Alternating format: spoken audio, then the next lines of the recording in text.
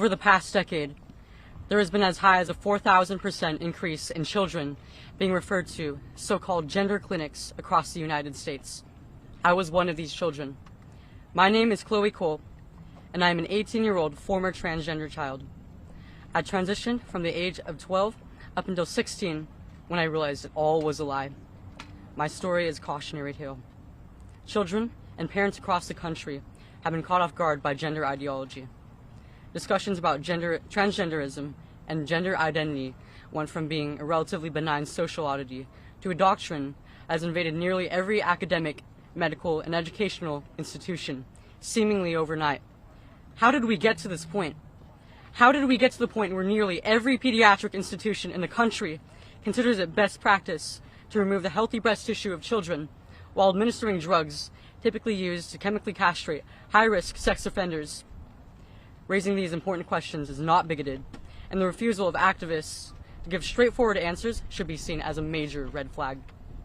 People across the entire political spectrum who believe that this practice is morally wrong have been told that they are fascists or bigots for even questioning this atrocity. Others have been convinced by self-proclaimed gender specialists that this is the only treatment that will not end in your child committing suicide. I believe Americans deserve to know the truth about this radical and perverse ideology marketed as necessary and life-saving healthcare.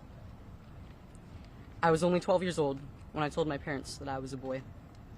Like many parents in that situation, they didn't have a clue what to do. They were scared and desperate for answers. They wanted what every parent wants for their child, for me to be okay and thrive. At 13 years old, on the advice of so-called medical professionals, I was put on puberty-blocking medication, and only a month later, I was given my first testosterone injection. The gender clinic presented my parents with the classic false dichotomy regarding children with gender dysphoria. Would you rather have a dead daughter or a living son? Given these options, what loving parent wouldn't choose to transition their child? Scared for my life, my parents were prepared to sign anything the doctors asked. This was not informed consent. It was a decision forced under extreme duress. At 15, I went under the knife for a radical double mastectomy, the kind that breast cancer patients get. This was after I was sexually assaulted at school by a male student. I just told myself to man up, but I lived my life in constant hatred of my breasts. I started binding, which deformed my breasts as well as my ribcage. I was afraid, and I couldn't wait to finally protect my body from the threat of further molestation. At 16, I finally realized what happened to me, and that I had made a huge mistake. I realized the beauty of motherhood was stolen from me by medical professionals who my family entrusted me to. I realized after maturing a bit more that a child does not in fact know who they are at 12 years old. I realized that I wanted to be what I always was, and forever will be, a woman. With this realization came a series of challenges that were far worse than the transition. Somehow, I had to get myself off these drugs and tell everyone in my entire life that I was not who I said I was. My parents were shocked and felt like they failed me on every level imaginable. My friends all turned against me because I was evidence that their beliefs were a lie. I was a joke. I was a fraud. I was many years behind in development, incapable of feeding my future children, and worst of all, completely alone. Even the medical professionals who got me into this mess now have no idea what to do with me, and they refuse to help me. It almost killed me, as it has killed many who regret transition. The big question still remains. I was a 12-year-old introduced to the idea that they could do something as ridiculous as change their sex. I was and still am the type of kid that never really fit into social norms. I was a tomboy, I was shy, I didn't socialize easily. At 11, I made my first Instagram account. I had unmonitored internet access. It wasn't long until I was exposed to a ton of LGBTQ content online, and I had never seen anything like it.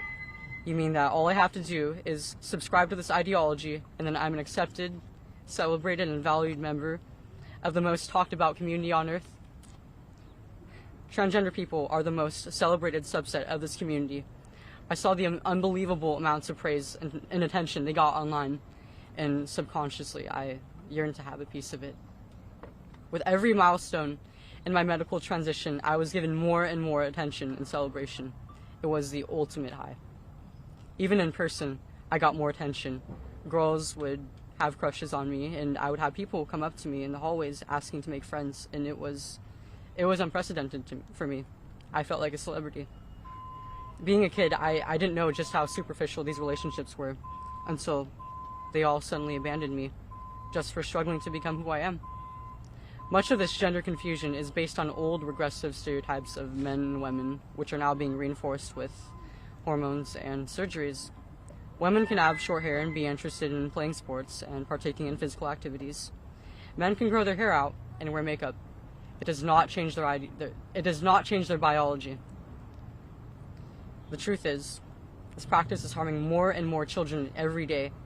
What will we do to protect this most vulnerable group? Up until now, the media has been parroting the same ideologically driven talking points. Affirm, affirm, affirm. The closest I've touched to mainstream media is a Forbes journalist who wrote a hit piece on me calling basic human biology transphobic. There are many detransitioners speaking out, and they are ignored by the institutions most responsible for the search of truth. Up until today, most politicians on the left and right have done nothing but get into Twitter fights on this issue.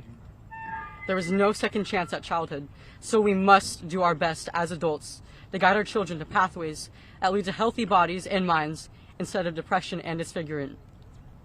No child deserves to suffer under the knife of a gender-affirming surgeon. America's children, all children, deserve better.